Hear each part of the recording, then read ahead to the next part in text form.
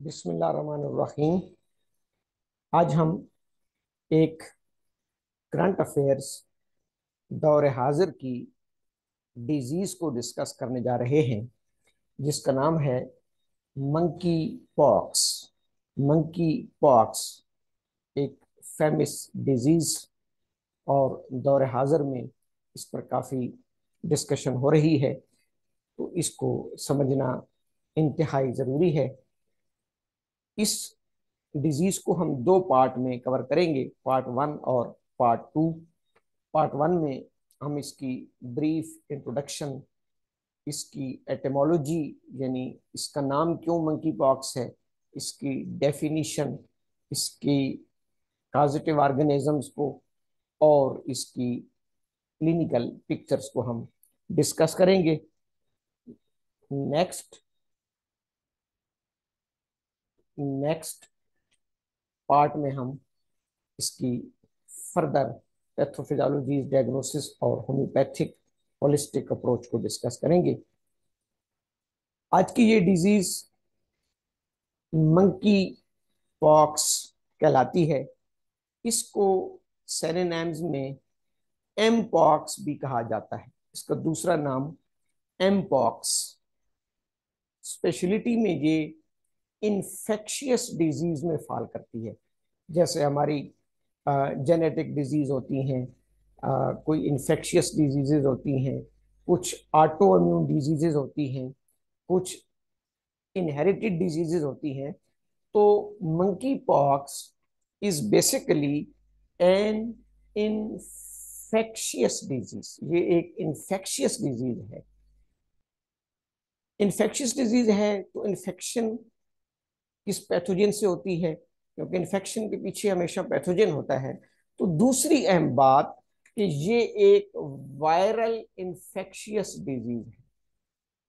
Viral यानी इसके पीछे इसको काज करने वाले पैथोजन एक वायरस है। तो ये दो बातें हो गई, ये इन्फेक्शियस डिजीज में फॉल करती है और वायरल डिजीज है, रेयर वायरल डिजीज है। इसकी कॉमन सिम्टम्स आगे हम डिटेल पढ़ेंगे। Fever, headache, muscle pains, shivering, blistering rash और लिम्फ नोड्स का स्वेल कर जाना, ये इसकी मोस्ट कॉमन एक स्केच रिव्यू है सिम्टम्स का। अगर हम इसके ड्यूरेशन की बात करें कि ये डिजीज कितना टाइम लेती है, तो तकरीबन 2 to 4 वीक्स। डिफरेंट इंडिविजुअल्स और different environments, different body conditions के मुताबिक 2 to 4 वीक्स यानी 15 to 28 डेज इसका ड्यूरेशन होता है। इसको काज करने वाला एक वायरस है, मंकी पॉक्स वायरस उसका नाम है, मंकी पॉक्स वायरस। इसकी डायग्नोसिस सिम्टम्स पर और इसके डीएनए मटेरियल को टेस्ट करके की जाती है। डिफरेंशियल डायग्नोसिस ये बहुत अहम होता है। इससे मिलती जुलती पैथोलॉजिकल कंडीशंस कौन सी हैं कि जिनसे हमें इसको डिफरेंशिएट करना होता है। वो चिकन पॉक्स, स्मॉल पॉक्स और हर्पी जोस्टर, ये भी वायरल इन्फेक्शन है। बिलखसूस ये स्मॉल पॉक्स के बहुत करीब होती है, इसलिए इसको डिफरेंशिएट करना पड़ता है। डिफरेंशियल डायग्नोसिस, जरूरी नहीं कि हर इस इन इलामात वाला मरीज जो है वो मंकी पॉक्स का हो। तो यहाँ हमें एक डिफरेंशियल डायग्नोसिस पे जाना पड़ता है कि आया ये स्मॉल पॉक्स है या मंकी पॉक्स है, चिकन पॉक्स है, हर्पीज जूस्टर है। प्रोग्नोसिस इसकी गुड प्रोग्नोसिस है, यानी ये रिकवर हो जाती है, पेशेंट इसका ठीक हो जाता है। मोस्ट प्रोबेबली इसका पेशेंट रिकवर हो जाता है, लेकिन 3% डेथ रेट भी है। 3% इसमें डेथ रेट भी है अगर ये सिविरिटी में चला जाए या पेशेंट की कॉम्प्लिकेशंस, इम्यूनिटीज जो मल्टीपल, ऑलरेडी अगर वो मल्टीपल डिजीज के शिकार हैं और डिजीज कॉम्प्लिकेशन में चली गई, तो 3% इसका फैटल रेट या जिसको हम डेथ रेट कहते हैं वो भी हो सकता है। अगर हम इसकी एटमोलॉजी की बात करें, एटमोलॉजी एटमोलॉजी मीन्स के why it is called monkey pox. इसको मंकी पॉक्स क्यों कहा जाता है? पहली बात कि सबसे पहले ये disease, the disease was first discovered in monkeys in Africa. Africa में एक रिसर्च सेंटर था जहां पर मंकीज को रखा जाता था फॉर द रिसर्च पर्पजेस। तो एक्चुअली सबसे पहले उन मंकीज में ये डिजीज डायग्नोज हुई, तो इसलिए इसको कहा जाता है मंकी पॉक्स। 1958 में यानी 1958 में अफ्रीका में सबसे पहले ये मंकीज में डिस्कवर हुई, so that's why it is called monkey pox. बाद में फिर 1970 में 1970 में तकरीबन ये ह्यूमन में डायग्नोज हुई है।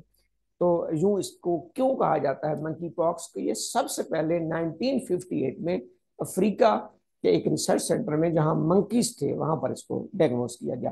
पॉक्स अक्सर हम सुनते हैं chicken pox, small pox, monkey pox, camel pox. Pox उस डिजीज को, स्पेशली उस वायरल डिजीज को कहा जाता है producing a rash of pimples, जो स्किन के ऊपर रैशेस, पिंपल्स को प्रोड्यूस करती है, एंड बिकम पस फिल्ड, बाद में उनके अंदर पस आ जाती है और वो एक निशान छोड़ जाते हैं, and leave a pock marks, and leave a pock marks. तो इसको मेडिकल में या ग्रीक जुबान में पॉक्स कहा जाता है उस डिजीज को जो स्किन में रैश, पिंपल्स, पॉस्चल्स पैदा करे और उनमें पस बन जाए और बाज़ औक़ात उसके निशानात रह जाते हैं। अगर हम इसकी डेफिनेशन को देखें, इस डिजीज की डेफिनेशन को, तो monkeypox is a rare viral disease. जैसे मैंने कहा था कि मंकी पॉक्स एक रेयर वायरल डिजीज है, वायरल डिजीज है that is similar to human smallpox, जो कि स्मॉल पॉक्स जो इंसानों की बीमारी है उससे बहुत मुशाबहत रखती है, बट लेस लेस सीवियर, लेकिन उससे कम सीवियर है। ये एक रेयर वायरल डिजीज है that is similar to human smallpox but less severe. It is caused by a monkeypox virus. इसके वायरस का नाम क्या है? Monkeypox. एक और अहम तरीन बात, it is a viral zoonotic infection. It is a viral zoonotic infection. Zoonotic, जैसे हमें पता है कि लफ्ज जू एनिमल्स के लिए आता है, तो जूनोटिक डिजीजेस या जूनोटिक इन्फेक्शन वो होती हैं, ये कोरोना भी जूनोटिक इन्फेक्शन है और बहुत सारी हमारी डिजीजेज हैं जो एनिमल से ह्यूमन में ट्रांसमिट होती हैं, एनिमल से ह्यूमन में ट्रांसमिट होती हैं, उनको जूनोटिक या जूनोटिक डिजीजेज या जूनोटिक इन्फेक्शंस कहा जाता है। तो ये एक वायरल जूनोटिक इन्फेक्शन है। It can spread from animals to humans. ये जानवरों से इंसानों में स्प्रेड कर सकती है। It can also spread from humans to other humans, animals to human, human to human, and environment to human.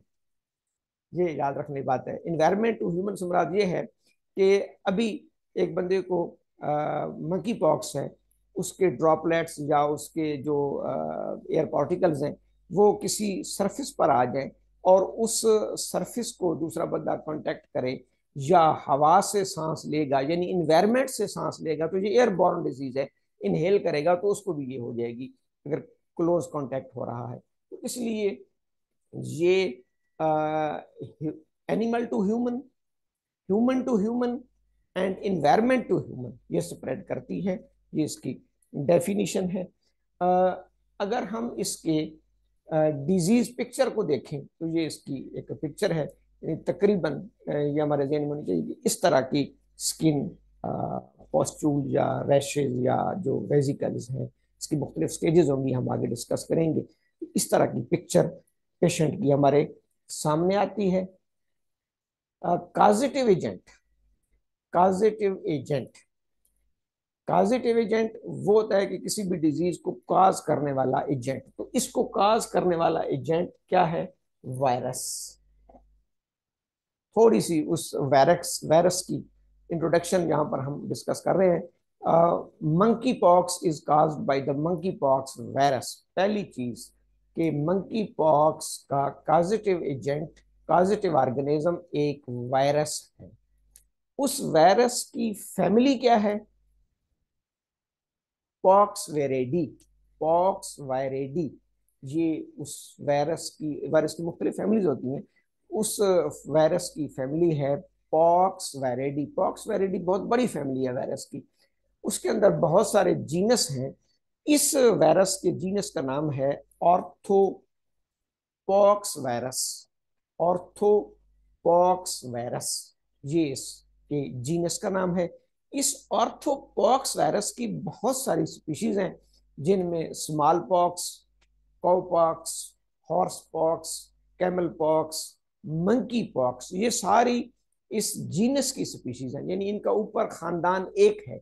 इसलिए मैंने कहा था कि डिफरेंशियल डायग्नोसिस में हम इन मेडिसिन को साथ देखेंगे, क्योंकि इनका खानदान एक है। खानदान इनका पॉक्स वेरेडी है, उसका जीनस भी एक है, orthopox virus. And there are so many species of orthopox virus. तकरीबन 12 के करीब इसकी स्पीशीज हैं, जिनमें से कुछ इंपॉर्टेंट हमारी डिजीजेज हैं, smallpox, cowpox, horsepox, camelpox, monkeypox. हर वायरस का जो जीनोम है, या वो आरएनए होता है या डीएनए होता है। जैसे हेपेटाइटिस बी के वायरस डीएनए है, हेपेटाइटिस सी का वायरस आरएनए है, कोरोना का virus RNA, most probably RNA viruses हैं, एड्स का वायरस आरएनए है। लेकिन मंकी पॉक्स का वायरस डीएनए है, डीएनए वायरस। मंकी पॉक्स का वायरस का जीनोम जो है दैट इज डीएनए। इसका जीनोम एक डीएनए वायरस है, और इसका DNA, this virus is closely related to the human smallpox virus. जो हमारा स्मॉल पॉक्स का वायरस है, उसके साथ इसका जीनोम बहुत ज्यादा रिलेट करता है, बहुत ज्यादा रिसेम्बलेंस रखता है, बहुत ज्यादा सिमिलर है। पॉक्स को ऑलरेडी मैं एक्सप्लेन कर चुका हूँ कि ये ऐसी वायरल डिजीज जो पस फील्ड पिंपल्स बना देती है। मेडिकल में, ग्रीक में उसके लिए लफ्ज पॉक्स यूज किया जाता है। तो जितनी हमारी ये डिजीजेज हैं, चिकन पॉक्स, स्मॉल पॉक्स, कॉ pox, horse pox, monkey pox, ये अल्टीमेटली स्किन रैश काज करती है, स्किन पॉस्टूल्स और स्किन पिंपल्स काज करते हैं। तो इसलिए इनके साथ लफ्ज पॉक्स यूज किया जाता है। Next, spread. Spread of monkey pox, जैसे हम पहले डिस्कस कर चुके हैं कि ये जूनोटिक भी है। Monkeypox spreads from person to person through close contact. Monkeypox एक शख्स से दूसरे शख्स में स्प्रेड होता है थ्रू द क्लोज कंटेक्ट। अच्छा, कोरोना की तरह इसका भी यही मसला है कि ये क्लोज कंटेक्ट में स्प्रेड करता है। फॉर एग्जांपल टॉकिंग, एक बंदा बोल रहा है, उसके आपने देखते हो कि बोलने के दौरान कुछ ड्रॉपलेट्स बाहर आते हैं, या उसकी कुछ सांस तो बाहर आती है। तो such as talking, breathing, singing, गाना गा रहा है जोर जोर से, जाहिर है वो अपने ड्रॉपलेट्स बाहर फेंकेगा। Close to one and other which can generate droplets और short range aerosols. Aerosols air bubble समझ लें। जो एयरबॉर्न, ये एयरबॉर्न डिजीज है कि इसके इसके पार्टिकल हवा में चले जाते हैं। फिर उस हवा को अगर दूसरा बंदा क्लोज कांटेक्ट में है और वो भी उसी हवा को इनहेल करेगा, तो उसमें ये स्प्रेड कर जाएगा। पहला चीज, person to person close contact में स्प्रेड करेगा, फेस टू फेस करीब बैठने से। अब फेस टू फेस बैठने के बाद बातें करने से, सांस लेने से, सिंगिंग करने से, ये चीजें। दूसरी इसकी है skin to skin.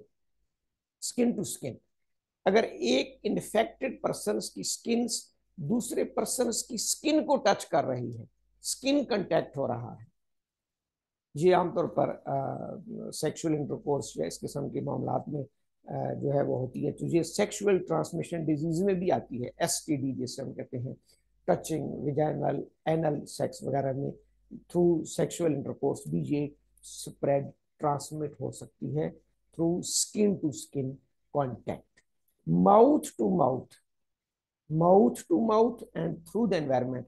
Mouth to mouth kissing, kiss करने से स्प्रेड करती है, ओरल सेक्स से, किसिंग से, इन तमाम मामला से भी ये स्प्रेड करती है। तो ये इसका स्प्रेड है from person to person, through close contact, face to face, skin to skin, mouth to mouth और थ्रू इन्वायरमेंट। ये सारे इसके मोड ऑफ स्प्रेड है, इसके स्प्रेड के तरीके हैं।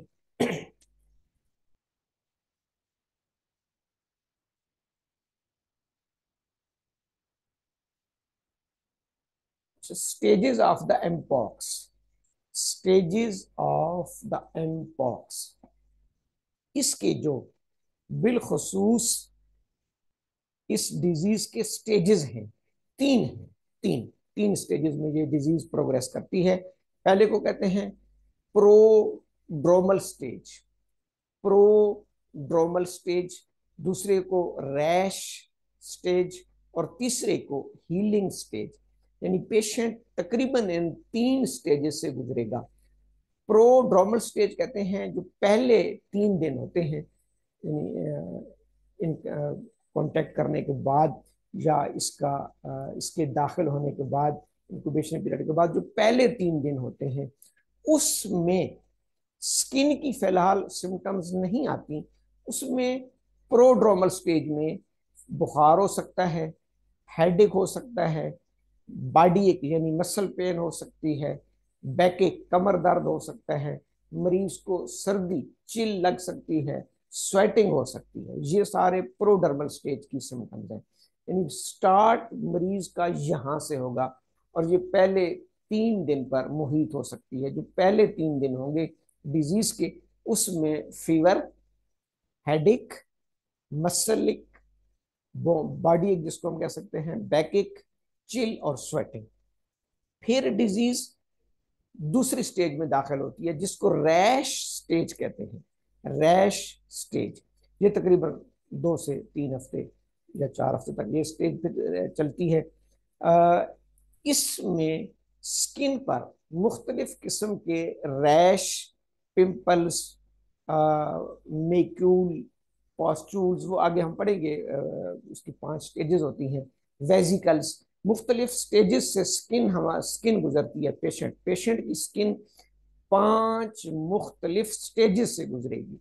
उसको रैश स्टेज कहा जाता है। पहला प्रोड्रोमल स्टेज, यानी जिसमें अदर देन स्किन सिम्टम्स आती हैं, स्टार्ट वाली फीवर, हेडेक, बॉडी एक, चिल, स्वेटिंग एटसेट्रा। दूसरी में उसको रैश स्टेज आ जाएगी। रैश स्टेज में क्या होगा कि उसकी स्किन पर मुख्तलिफ किस्म की सिम्टम्स आना शुरू हो जाएंगी। तीसरी है healing stage. Healing stage, healing stage में अब पेशेंट ठीक होना शुरू हो जाता है। उसकी वो जो रैश बने थे वो भी हीलिंग स्टेज में चले जाएंगे। उसमें से ऊपर आस्ता आस्ता स्किन जो है वो उतरना शुरू हो जाती है और पेशेंट रिकवरी की तरफ आना शुरू हो जाता है तीसरी स्टेज में। तो ये इसके 3 अहम स्टेजेस हैं, प्रोड्रोमल, रैश और हीलिंग स्टेज। अगर हम इसकी क्लिनिकल लीडिंग सिम्टम्स की बात करें, क्लिनिकल लीडिंग सिम्टम्स जैसे हमने अभी डिस्कस किया, फीवर। फीवर इसमें आमतौर पर माइल्ड टू सीवियर, यानी थोड़ा भी हो सकता है 99, 100, 101, या सीवियर भी हो सकता है 102, 103। Usually begins with a fever. जैसे बाकी वायरल इन्फेक्शन होती हैं, इसका भी स्टार्ट आमतौर पर फीवर से होता है। हेडेक, हेडेक, लेकिन हेडेक में कुछ न्यूरोलॉजी की और भी सिम्टम्स आती हैं, मसलन dizziness, confusion, vertigo. Dizziness, confusion वगैरह हेडेक के साथ ये भी हो सकता है। ये 2 सिम्टम्स इब्तदाई सिम्टम है, फीवर और हेडेक। फिर मसल्स का पेन, मसल बॉडी के अंदर बहुत ज्यादा मस्कुलर पेन पेशेंट को महसूस होता है। लिम्फोडेनोपैथी, उसकी लिम्फ नोड्स इनलार्ज हो जाएंगी। जाहिर है इन्फेक्शन में मोस्ट प्रोबेबली लिम्फ नोड्स जो कि हमारे इम्यून सिस्टम के तौर पर काम कर रही होती हैं, तो वो इनलार्ज हो सकती हैं। Lymph nodes are commonly enlarged. Sore throat, तकरीबन ये कोरोना से भी इसकी मिलती जुलती इलामात हैं, बाकी भी। अब चूंकि वो एक एयरबॉर्न डिजीजेज है और ड्रॉपलेट्स के जरिए इनहेले सांस के जरिए भी हम इसको इनहेल करते हैं, तो सोर थ्रोट के साथ बाज़ औक़ात कफ और SOB, शॉर्टनेस ऑफ ब्रेथ, खांसी और शॉर्टनेस ऑफ ब्रेथ हो सकता है। अच्छा, कुछ पेशेंट्स में GIT की सिम्टम्स आती हैं, गैस्ट्रोइंटेस्टाइनल कंप्लेंट्स आती हैं, डायरिया, वोमिटिंग, नोजिया, ये कुछ पेशेंट्स में, कोरोना में भी आती थी, कुछ कुछ पेशेंट्स में GIT की कंप्लेंट्स भी आती हैं। और सबसे अहम तरीन सिम्टम इसकी रैश है, रैश, स्किन रैश। सबसे पहले बाजू का फेस से स्टार्ट होते हैं और स्प्रेड होते हैं पूरी बॉडी में, और फिर वो आहिस्ता आहिस्ता प्रोग्रेस करते हैं। वो हम नेक्स्ट एपिसोड में डिस्कस करेंगे। उसकी जो स्टेजेस होती हैं, म्यूक्यूल, पेप्यूल्स, वेजिकल्स, पस्टूल्स, स्कैब्स, ये 4-5 इसकी स्टेजेस हैं जो जिनसे स्किन गुजरती है। और ये इसकी मेन की नोट सिम्टम है रैश। तो ये इसकी लीडिंग सिम्टम्स हैं: fever, headache, muscle pains, lymphadenopathy, sore throat, gastrointestinal symptoms और रैश।